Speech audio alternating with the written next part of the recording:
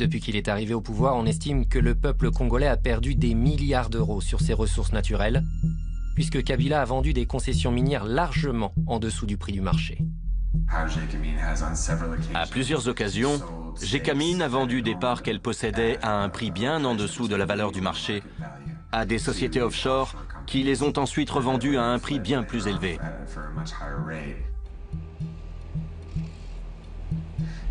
L'un des marchés les plus douteux qu'ait passé Gécamine est celui du projet SMKK sur le cuivre et le cobalt, dont 50% appartient à la société minière kazakh appelée ENRC.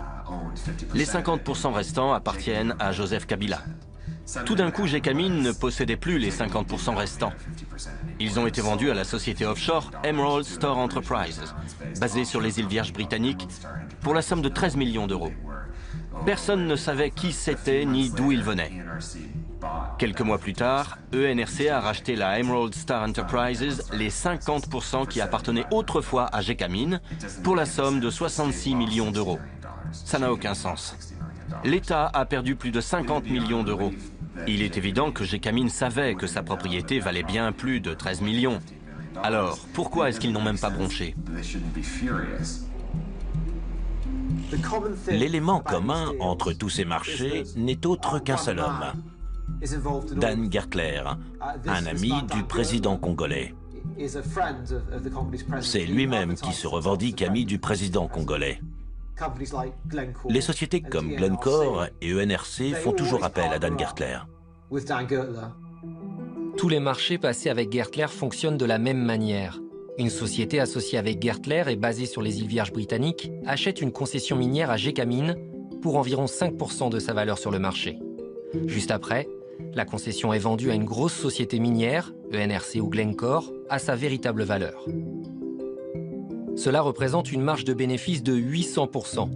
Ces bénéfices ne reviennent pas à l'État congolais, mais uniquement aux sociétés offshore des îles Vierges britanniques. Comme les lois de ces îles protègent les sociétés, on ne peut pas savoir qui a réellement tiré profit de ces marchés. Peut-on prouver qu'il y a eu de la corruption? Non. Mais il y a une telle différence entre ce que le gouvernement déclare avoir reçu, ce que la société affirme avoir payé au gouvernement, et ce que la société a vraiment payé. On ne connaît pas les montants exacts. Ce n'est pas normal, et pourtant on voit ça depuis toujours. Le chiffre d'affaires annuel de la société ENRC basée à Londres s'élève à plus de 3 milliards d'euros. Celui de Glencore, également basé à Londres, s'élève à plus de 2 milliards d'euros. Dan Gertler fait désormais partie du classement des nouveaux milliardaires de moins de 40 ans. Combien est-ce que le Congo a véritablement perdu? Nous n'avons pas toutes les données, mais en analysant simplement 5 marchés de ce type qui ont été passés, on estime que le Congo a perdu au moins 1,2 milliard d'euros uniquement sur ces 5 marchés-là.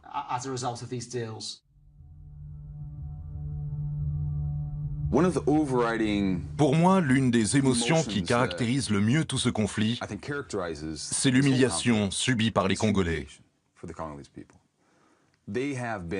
Ils ont été humiliés, bafoués par les étrangers, par leur propre gouvernement, et ils se sentent complètement impuissants. Cela explique grandement l'exaspération totale que ressentent la plupart des Congolais. Ils ont l'impression d'être désarmés et de ne rien pouvoir faire. Je m'adresse à toi, la guerre. Tu n'as aucun ami. Tout le monde est contre toi. Je suis un orphelin à cause de toi. Tu as tué mon père. Tu as tué ma mère. Tu as tué mon frère et ma sœur. Je te déteste. Aujourd'hui, je suis un réfugié à cause de toi.